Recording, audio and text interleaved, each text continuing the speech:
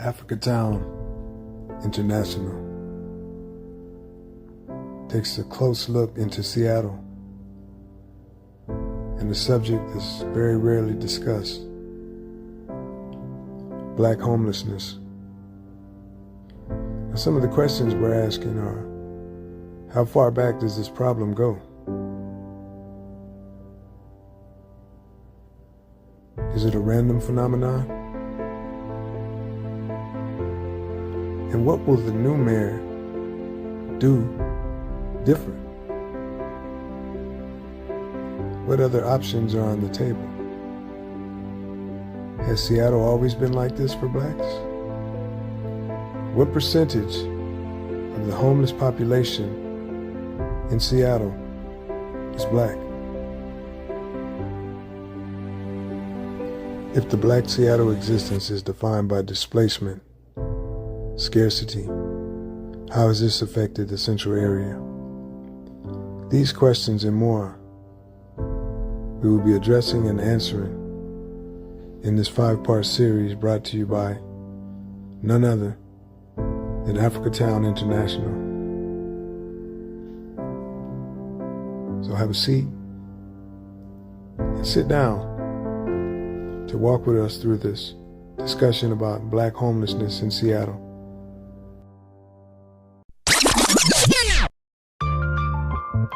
So, housing disparities for black residents in Seattle have always been rooted in a history of systemic and intentional discrimination, primarily through racial restrictive covenants, redlining, and other exclusionary practices that largely confine the black community to a single area, the central area, and prevented them from building generational wealth through home ownership. The key historical practices were racial restrictive covenants. From the early 1900s until 1968, property deeds in many Seattle neighborhoods, including the Capitol Hill area, Queen Anne area, and North Seattle, explicitly banned people of Asiatic, African, Black, or Negro blood from occupying properties, except as domestic servants. While the Supreme Court ruled in 1948 that these covenants were not enforceable in court, they still remained legal and were enforced by social pressure and private threats until the Fair Housing Act of 1968. Redlining. In the 1930s, the Federal Homeowners Loan Corporation, HOLC, created maps that rated neighborhoods for mortgage risk, marking non-white areas, primarily the central area, as hazardous in red ink. This discouraged banks from providing loans or insurance in these neighborhoods, making it nearly impossible for black families to purchase homes and build equity. Sundown towns.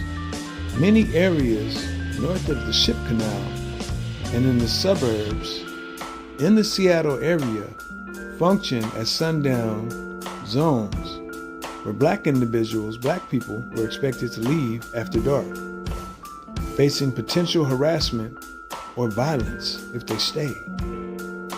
This means that real estate agents often and routinely refused to show homes in white neighborhoods to black families and often faced community hostility, the real estate agent did, if a black family managed to find a home in a restricted area. Impact and legacy. These practices created a concentrated African American community primarily in the Central District in the Rainier Valley.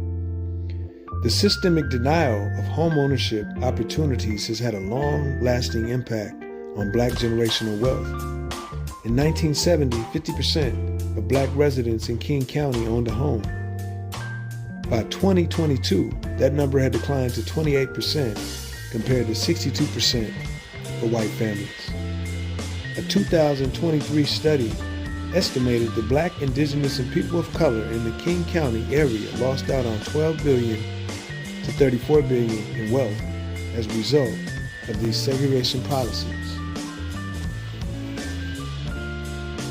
At last count, 2024, in King County, according to the point-in-time count, the total homeless population in 2024 was 16,868 people.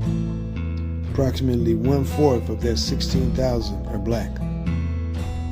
I think that collectively, this is something that we can change, but not as individuals, collectively. Collective work to solve a collective problem.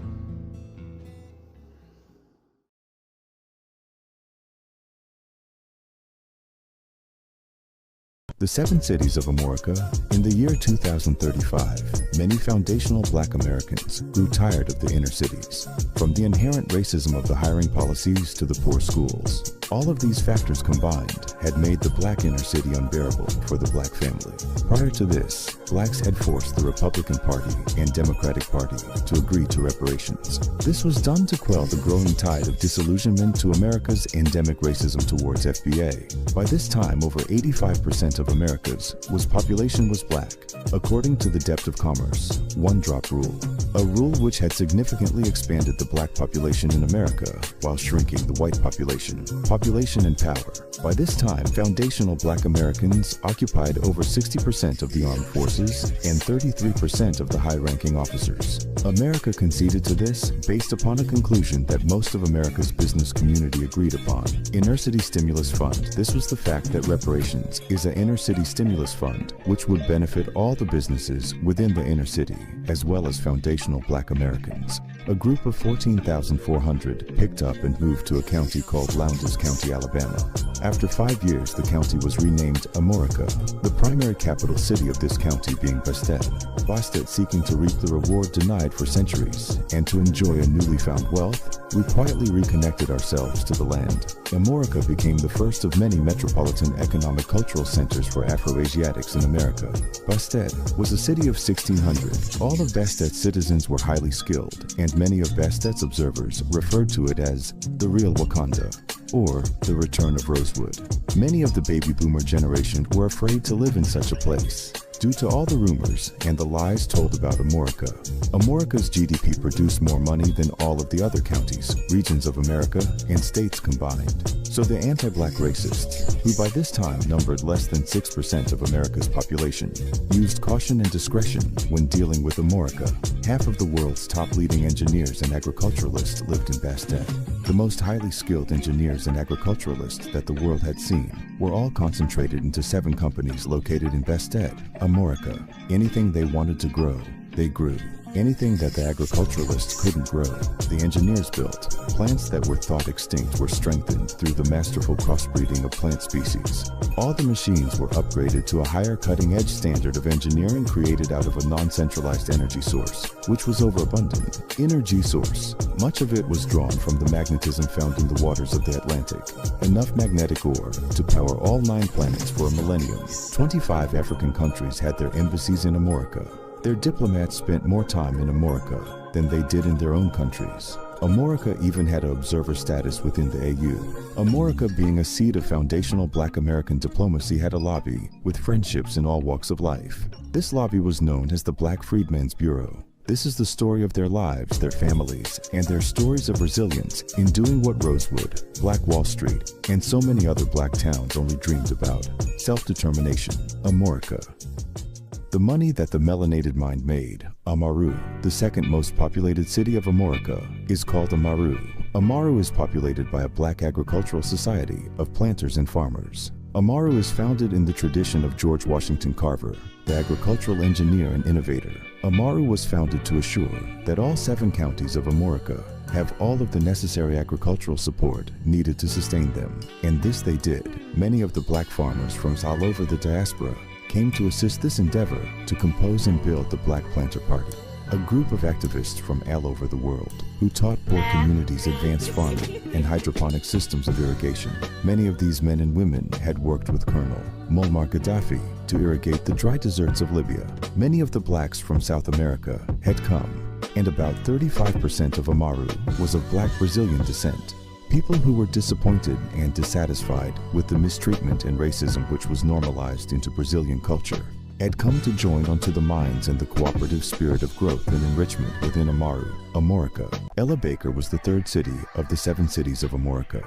Ella Baker was a renowned civil rights activist who united the movement and guided many freedom riders and civil rights activists. Ella Baker was a city comprised of 170 universities and 20 trade schools. These schools attracted and trained the finest minds within every field. Founded upon the principles of cooperation and interdisciplinary study, all of the city's schools produced geniuses, trendsetters, and inovators. Slackers and underachievers steered far away from the universities within the city of Ella Baker, the 2 primary institutions being Muhammad Ali and Queen Mother Moore. These 2 schools taught the teachers who educated all 7 counties. Not only did they do it, but they did it with pride, appreciation, and genuine love in honor of Mother Ella Baker. This is why we call universities such as these alma mater, our other mother. Imagine an entire city dedicated and focused on education, the development of the mind, a city in which the sole goal is to remember the black mind. This is the reality of Ella Baker, one of the black cities of Amorica. The city of Khalid was the 4th city of Amorica. A city designed like the immune system of the body, a necessary component to any society, designed to detect potential viruses and agents of disorientation within the 7 cities. Many agencies existed within the city infrastructure: intelligence, the Army, the Air Force, and the Navy. Nevertheless, they operated as one body to keep all potential threats to Amorica at bay. Amaru made certain that Khalid was well stocked with the highest quality of foods to feed each of these units and to provide them with the highest level of health and fitness, as well as mental health. Khalid not only trained the best all-around full-service specialists, but they also taught community emergency preparedness to the whole of Amorica. The 5th city, Shabazz. The 5th city was the city of Shabazz, a city dedicated to training the best athletes in the world. Shabazz did not participate in all sports, only specified fields of track, tennis, boxing, basketball, soccer, pool, and golf. Each one had a sports center built to house its events, one in each of the 7 cities to drive inner-city commerce. Shabazz has a huge airport to facilitate the ever-growing tourist visitors that frequent the Shabazz Games within the 7 cities, many of them held within the city of Shabazz. Usually, championship games are held in nearby cities. Gambling was also facilitated here in Shabazz. This was for the purpose of raising money to fortify the emergency fund. The 6th city is called Tecnala. It designs, makes, and manufactures all of the tech that powers Amorica. Tecnala is made up a system of tech labs. These tech labs use all organic materials to produce their tech. Using the electromagnetic energy of the air around us, the engineers of Tecnala learned to harness this force into a means to power cities. They used this force as a source of inexhaustible energy. Also to make batteries which brought energy to places where it was not.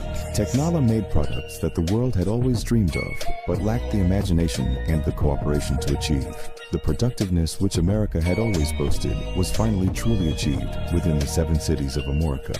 Absent was the Negro naysayers and white supremacists who had sabotaged so many efforts like this one. This was a replacement to the displacement that was a normalcy of most black life in America. The 7th city was Atenegus, a city of enlightenment and spirituality, a city which all of the world's true spiritual systems were present. Here they formed a national council of elders. Atenegus attracted spiritualists from all 7 cities and brought them together to exchange notes. They respected each other's paths and never sought to convert each other regardless of their disagreements. They saw value within each walk of spirituality and knew its place within the many bricks which comprised God's kingdom. Atenegus could foresee spiritual corruption and disturbances, so they used their insight to restore balance and mahat wherever it was disturbed or disrupted. Religion was not discouraged. It was further developed, strengthened, and fortified. Each religion was encouraged within its conviction to humanity's development. These people never separated themselves in person or in identity from the communities that they served. Many times they served as vision holders and natural healers to instruct people in self-medicine, self-healing, and cell regeneration.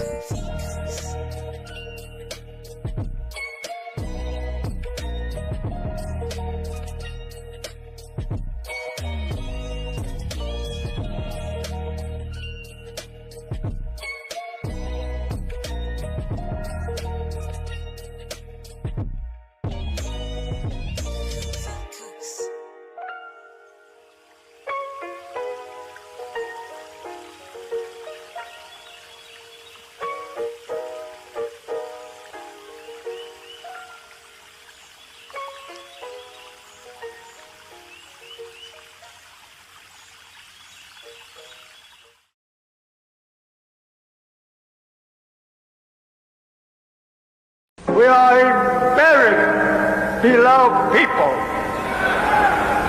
For God himself to come and search the earth and the nations to find we that was lost. You are greatly beloved. For God himself to come and search the earth for us. That's the beloved people. He's so great in love for his people that he's threatened the whole population of the earth to give them up. He said to me, he said, that if you had been here in the days of Muhammad, may the blessings of Allah be upon you. He would have come and gotten you himself. That shows how important you are. That God will not allow one of us. 6 million blacks left the South to come north. Between 1910 and 1970, places like Black Mountain became the new northern workforce. We were the engine that powered the city. He said we would receive more gold. Did we receive more gold? Nah, the trader disappeared. And we ended up stuck in the weirdness of North America, searching for work, searching for identity. This is where our story begins. 1930, Detroit, Michigan. We came on boats, came on planes, trains, from Mississippi, from Louisiana, from North Carolina, from Georgia, to the Motor City Mecca, 1930. During the Great Depression, we saw Detroit gang wars, even food shortages, corrupt public officials, people that you heard about, who you never saw, shy faces in high places, who lived in lavish high-rises and skyscrapers, the rich bloodsuckers of the poor. But then we saw the poor people living their best lives in the worst of times. 10% driving luxury automobiles, state-of-the-art public transportation, a standard of living that most of us from small country towns had never seen. Things that our natural country black mind had to gain a grasp of. Things like the Purple Gang. Now this was a Jewish immigrant gang that had managed to wrestle control of most of the underworld activities in Detroit. You know, bootlegging. They ran the downtown rackets. From numbers, horse races, even the black entertainment that was in Black Bottom, Detroit. Imagine that. Some of the black restaurants too. But there was one group in town, a lost temple, the Fearless. You ever seen a big black truth kill a little white lie? I have. And the lie was that we could not run our own businesses, that we had no identity, and that we had no love, and that no one loved us. But we loved to live in Black Bottom, even though we earned our money in Motor City. You see, working, hustling, so we could bring back home the money we earned in the Motor City to Black Bottom. You see, and this was our daily routine, day in and day out, the grind. So we swept their floors, we built the buildings, we maintained the city. We even built the motors. We cooked the foods that fed the city. Understand? We worked in the docks. We were the mechanics. And the engineers for that matter. On top of that, we ran their finest hotels, but at the same time, the same hotels denied us entrance. Picture that. We made the city move like a well-oiled machine, a city full of hostile European immigrants and black Southerners, each searching for their piece of the American pie. Theirs was an apple pie, ours was peach cobbler. See, before us, a few had demonstrated that it was possible, against all these odds, to get a bigger slice. See, a bigger slice than what a Negro was supposed to get out of the Motor City Mecca. And a few had managed to ascend the boundaries set for black bottomites.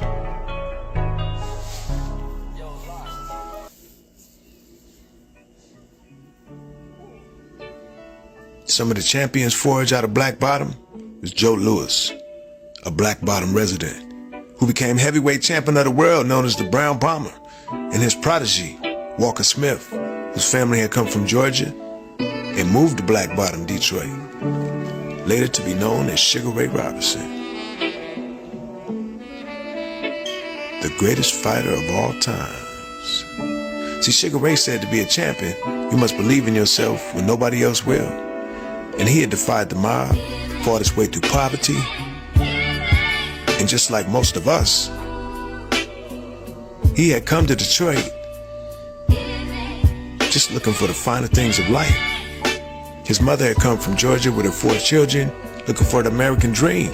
And between fighting with the Klan, battling the mob, and the Detroit police, people like Sugar Ray and Black Bottom people became resilient fighters.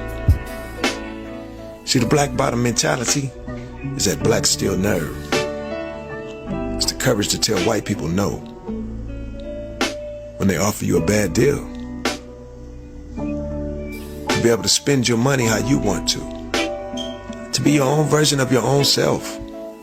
Sugar Ray Robinson gave us a peek at what it looks like to be a black ambassador on his own terms, with his own original style. A style that you could put a stamp on that said, made in Black Bottom Detroit, baby. He won 170 fights before he lost and redefined the sport of boxing.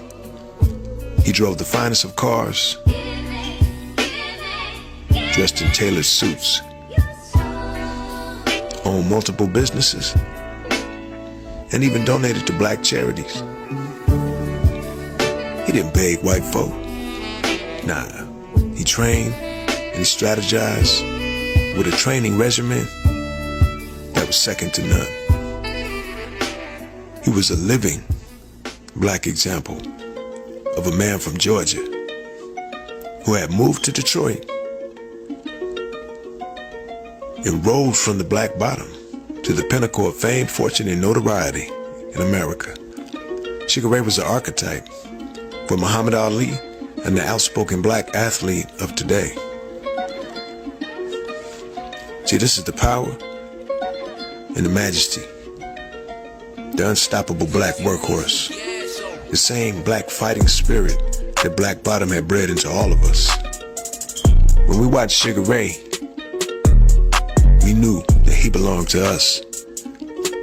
At a time when there was few black world figures, very few black politicians, he gave the inner city an image of black manhood, a self-discipline, a confidence, a poise, a black steel nerve, and the fearlessness. The fearlessness to rise from the Black Bottom, like Sugar Ray had risen from the Black Bottom, to be the greatest fighting machine known to man, the Black Superman, Sugar Ray was a living example